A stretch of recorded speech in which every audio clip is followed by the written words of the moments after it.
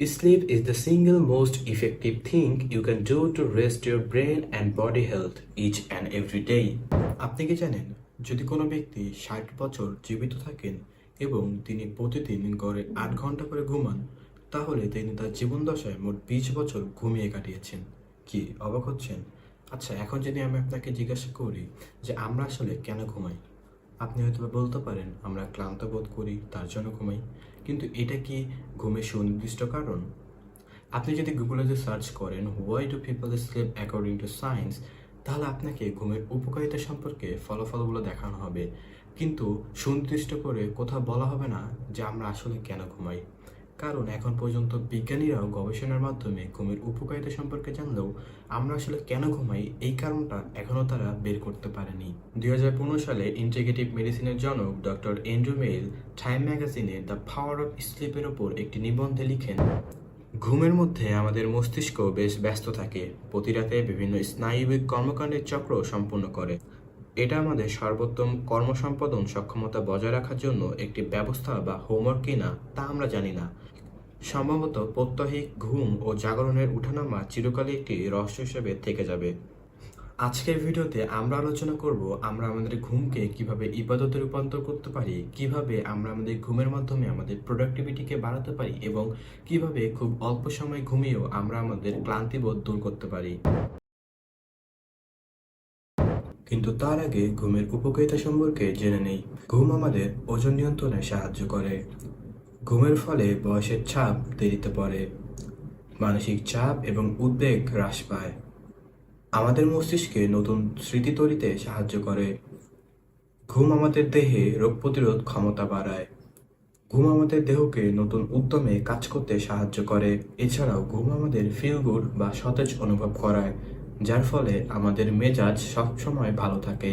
ঘুমকে ইবাদতে রূপান্তর করার জন্য আমাদেরকে যে বিষয়টি খেয়াল রাখতে হবে সেটি হচ্ছে আমাদের প্রিয় নবী হযরত মুহাম্মদ সাল্লাল্লাহু আলাইহি সাল্লাম যে পদ্ধতিতে ঘুমাতেন আমাদেরকে তার সেই সুন্নতগুলো ফলো করতে হবে। যেমন কুরআনের সূরা নাবার 9 থেকে 11 নম্বর আয়াতে আল্লাহ সুবহানাহু ওয়া তাআলা বলছেন, আমি তোমাদের জন্য ঘুমকে করেছি বিশ্রাম, আর রাতকে করেছি আবরণ এবং দিনকে করেছি জীবিকা সংগ্রামের মাধ্যম। এখান থেকে আমরা তিনটা জিনিস পাচ্ছি। একটা হচ্ছে ঘুম আমাদের জন্য বিশ্রাম, দ্বিতীয়ত ঘুমের নির্দিষ্ট টাইম হচ্ছে রাত এবং দিন হচ্ছে আমাদের কাজকর্ম করার সময়।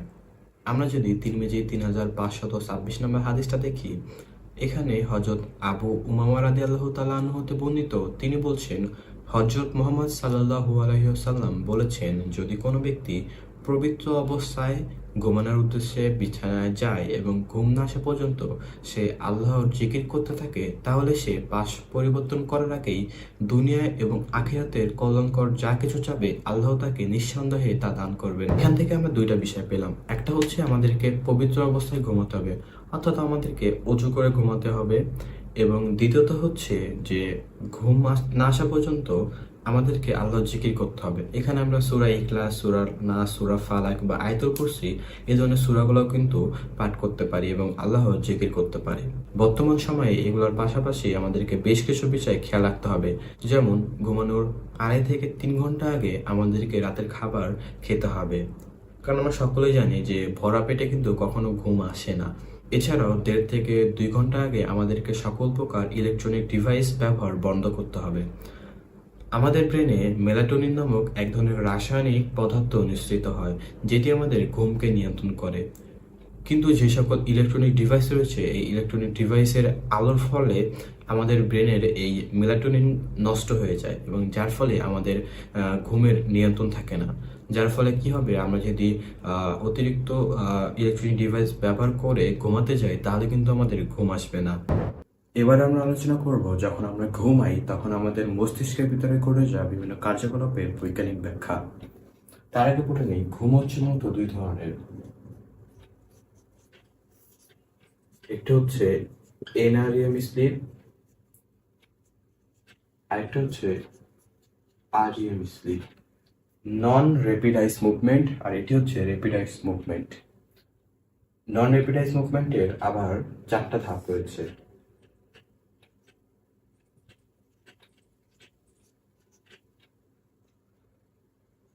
এটি হচ্ছে N1 স্টেজ, এটি হচ্ছে N2 স্টেজ এবং তৃতীয় এবং চতুর্থ ধাপ মিলে N3 স্টেজ। আর এই REM স্লিপের একটি মাত্র ধাপ রয়েছে। তো যখন আমরা ঘুমাতে যাই তখন N1 স্টেজ থেকে শুরু হয়, এরপরে N2 স্টেজ, এরপরে N3 স্টেজ এবং N3 থেকে REM স্লিপে। তারপর আবার REM স্লিপ থেকে যখন একটি চক্র সম্পূর্ণ হয় তখন আবার N1 থেকে শুরু হয়। যখন আমরা সজাগ থাকি তখন আমাদের ব্রেনের মধ্যে আলফা ওয়েভ তৈরি হয়। এই আলফা ওয়েভ আমাদের সৃজনশীলতাকে বৃদ্ধি করে, আমাদের ব্রেনে নতুন তথ্য ধারণে সাহায্য করে। আমরা কিন্তু মেডিটেশনের মাধ্যমে আমাদের ব্রেনে আলফা ওয়েভ বৃদ্ধি করতে পারি। যখন আমরা সজাগ থাকি তখন তো আমাদের ব্রেনে আলফা ওয়েভ থাকে। যখন আমরা ঘুমাতে যাই অর্থাৎ N1 স্টেজে, এখানে এসে আলফা ওয়েভ থিটা ওয়েভে কনভার্ট হয়, থিটা। এরপর হচ্ছে N2 স্টেজ, এরপর হচ্ছে N3। এই N3-তে থিটা ওয়েভটা ডেল্টা ওয়েভে কনভার্ট হয়। এরপর হচ্ছে REM স্লিপ, এখানে এসে ডেল্টাটা বিটা ওয়েভে কনভার্ট হয়। এখানে একটা জিনিস লক্ষণ, সেটা হচ্ছে এই আলফা ওয়েভের ফ্রিকোয়েন্সি বেশি এই থিটা এবং ডেল্টার চেয়ে। যখন আমরা সজাগ থাকি তখন আমাদের ব্রেনে আলফা ওয়েভ থাকে এবং এটার ফ্রিকোয়েন্সি বেশি, কিন্তু এই যখন REM স্লিপ চলে তখন তো আমরা ঘুমিয়ে থাকি, কিন্তু তা সত্ত্বেও এই আলফা, থিটা এবং ডেল্টার চেয়ে বিটা ওয়েভের ফ্রিকোয়েন্সি কিন্তু সবচেয়ে বেশি এখানে। কিন্তু তখন তো আমরা ঘুমিয়ে থাকি, তাহলে আমাদের এই ব্রেনের হচ্ছে তখন এই বিটা ওয়েভের ফ্রিকোয়েন্সি বেশি কিভাবে হয়? এই কারণটার জন্য এই REM স্লিপকে প্যারাডক্সিক্যাল স্লিপও বলা হয়। এখানে একটা জিনিস লক্ষণীয়, সেটি হচ্ছে NREM স্লিপে কিন্তু বিপি, তারপরে হার্ট রেট এগুলো কিন্তু কম। আর এই REM স্লিপে কিন্তু বিপি, হার্ট রেট বেশি। এবারে আমরা যদি একটি পূর্ণ স্লিপ সাইকেলের যদি সময়টা দেখি, তাহলে NREM স্লিপটা সম্পূর্ণ ঘুমের হচ্ছে 75 to 80% সময় একজন মানুষ NREM স্লিপে থাকে, আর REM স্লিপে থাকে 20 to 25%। এখন তাহলে N1, N2, N3 স্টেজ। এই N1 স্টেজ হচ্ছে 5%, N2-তে 55%, আর এখানে হচ্ছে 15%। এখন সময় যদি উল্লেখ করি তাহলে এটা হচ্ছে 70 থেকে 100 মিনিট, এটা হচ্ছে 80 থেকে 120 মিনিট। অর্থাৎ সম্পূর্ণ একটি স্লিপ সাইকেলে সর্বোচ্চ পরিমাণে আমরা এই N2 স্টেজে থাকি। N2 স্টেজ আমাদের ব্রেন সবচেয়ে বেশি বিশ্রাম নিতে পারে হচ্ছে এই NREM স্লিপে। আর যখন এই REM স্লিপ আসে তখন কিন্তু আমরা স্বপ্ন দেখি। আপনি যদি 100 জন মানুষকে জিজ্ঞাসা করেন তারা কোন সময়টাতে ঘুমের মধ্যে স্বপ্ন দেখেছে, তাহলে 90 থেকে 95% মানুষ বলবে তারা REM স্লিপে স্বপ্ন দেখেছে, আর 5 থেকে 10% মানুষ বলবে যে তারা NREM স্লিপে স্বপ্ন দেখেছে। আমাদের জীবনে কিন্তু এই REM স্লিপের গুরুত্ব অপরিসীম, কারণ এই REM স্লিপে আমাদের ব্রেনের মধ্যে আমরা সারাদিন যে কাজগুলো করি সেগুলো রিপিট হয়। অর্থাৎ আমরা যদি হচ্ছে কোনো একটা বই পড়ি, সেই পড়াগুলো কিন্তু আমাদের ব্রেনের মধ্যে এই স্টেজে এসে রিপিট হয়, এবং এই কারণে কিন্তু আমরা স্বপ্ন দেখি। আর এই রিপিট হওয়ার কারণে কিন্তু সেগুলো আমাদের স্মৃতি আকারে সংরক্ষণ থাকে বা সেগুলো আমাদের মনে থাকে। BBC বাংলার 2016 সালের 17 মে একটি প্রতিবেদনে সেখানে একটা ঘটনা উল্লেখ করা হয় যে একদল বিজ্ঞানী কিছু ইঁদুরের মস্তিষ্কের উপর গবেষণা চালায়। তারা ইঁদুরের মস্তিষ্কে অপটিক্যাল ফাইবার সংযুক্ত করে এবং তাদেরকে প্রতিদিনই হচ্ছে কিছু না কিছু কাজ শেখানো হয়, যেমন কিভাবে খাবার খুঁজতে হবে, ভয় পেলে কি করতে হবে, এই ধরনের ছোট ছোট বিভিন্ন ধরনের কাজ। তো যখন ইঁদুরগুলো ঘুমাতে যায় তখন এই আরএম স্টেজে আসার আগেই, অর্থাৎ ঘুমের মধ্যে আরএম স্টেজে আসার আগে এই অপটিক্যাল ফাইবারের মাধ্যমে তাদের বিভিন্ন ধরনের কোষ বন্ধ করে দেওয়া হয়। সেলগুলো যখন বন্ধ হয়ে যায় তখন সেই সেলগুলো যে কাজগুলো করতো সেই কাজগুলো বন্ধ হয়ে যায়, এবং এর ফলে যে ঘটনাটা ঘটে সেটা হচ্ছে পরের দিন যে দেখা যায় যে আগের দিন ইঁদুরগুলো যে কাজগুলো করেছিল তারা সেই সবগুলো কাজই ভুলে গিয়েছে। অর্থাৎ এই আরএম স্টেজে এসে কিন্তু তাদের ব্রেনে আর সেই আগের দিনের করা কাজগুলো কিন্তু রিপিট হয়নি, যার ফলে সেগুলো তাদের স্মৃতি আকারে সংরক্ষণ হয়নি, তারা সেগুলো ভুলে গিয়েছে। এই জন্য কিন্তু এই আরএম স্লিপের গুরুত্ব অপরিসীম। এখন আমরা দেখব যে কিভাবে স্লিপ সাইকেলের মাধ্যমে আমরা আমাদের ঘুমকে নিয়ন্ত্রণ করতে পারি এবং আমরা আমাদের প্রোডাক্টিভিটিকে বাড়াতে পারি।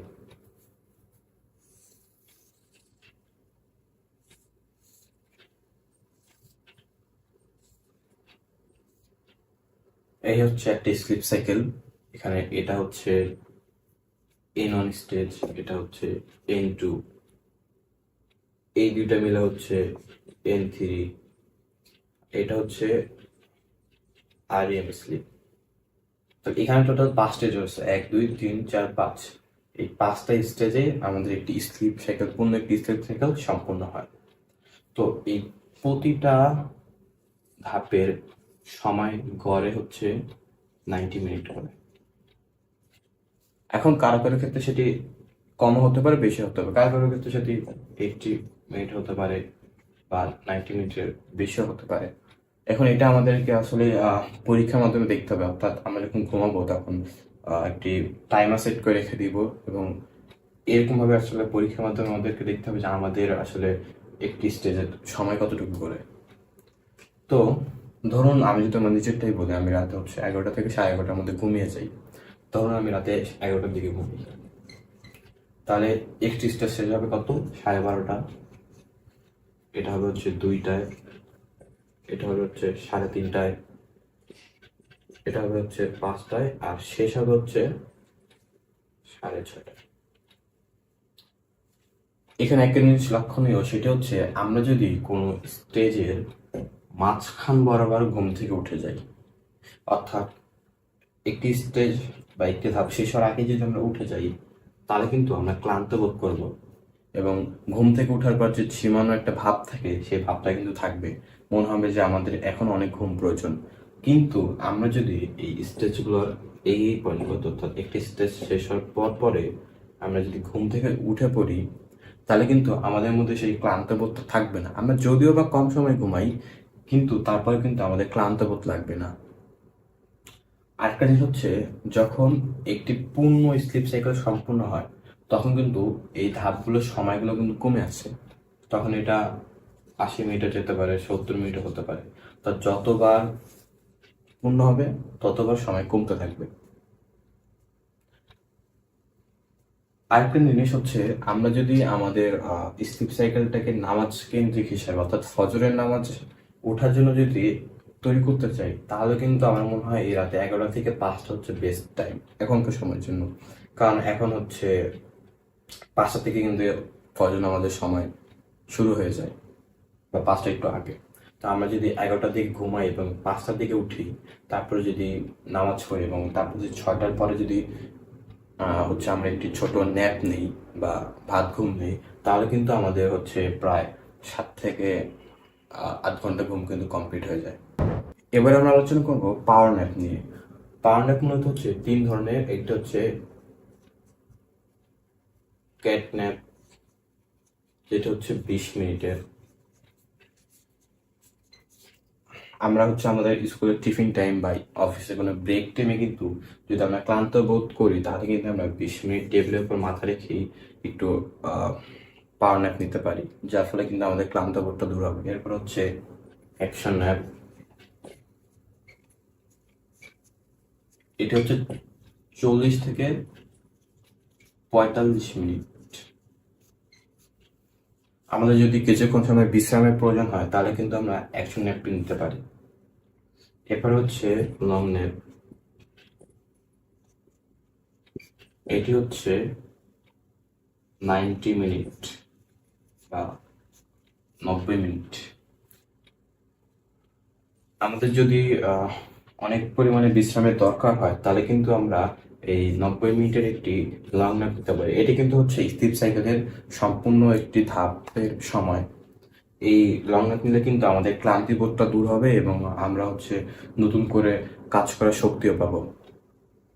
আর জিনিস খেয়াল রাখতে হবে যে আমাদের কিন্তু এই 90 মিনিটের কিন্তু বেশি ঘুমানো যাবে না। 90 মিনিটের বেশি ঘুমালে কি হবে, ওই যে একটা স্টেজের মাঝখানে উঠে যাব, তখন কিন্তু আমাদের হিতে বিপরীত হয়ে যাবে, অর্থাৎ তখন আমাদের আরো বেশি ক্লান্ত লাগবে এবং ঘুম আসবে।